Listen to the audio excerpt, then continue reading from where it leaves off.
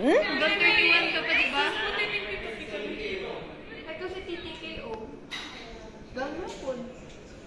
Ito ka pa man, yatik pa Diyos.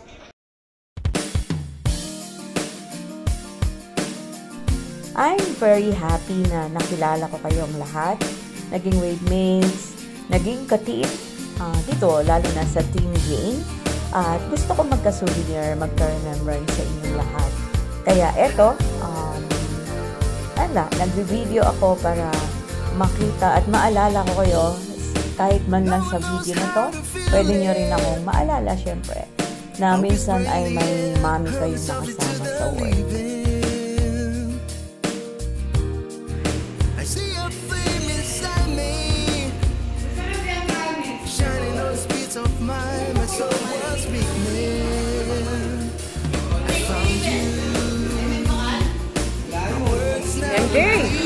MJ!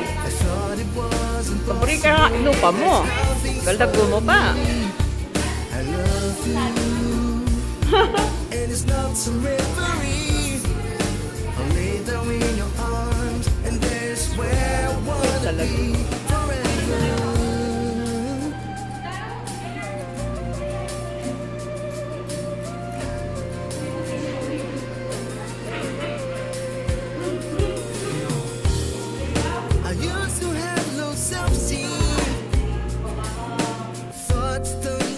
Salamat kay Kongan na katingko na lalo na kay kayong habitan nyo ko lagi na makyabe kay bakalyo. Kahit ala akong bakal, pipilit talaga namang invite nyo kong makinsano kay kayo. So, dakala salamat na ito kalingon. I thought it was impossible, but that's how things were to me. I love you. Lagi nilang sinasabi, masarap magluto ang mga Kapampangan. Agree ako doon. Pero higit doon ay, lalo ko nang patunayan, ang mga Kapampangan ay pala share.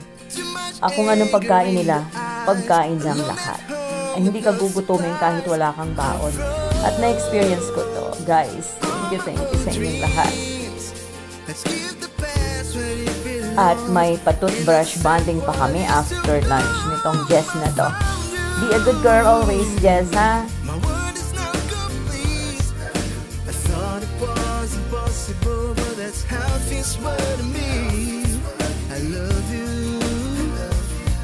It is not some reverie.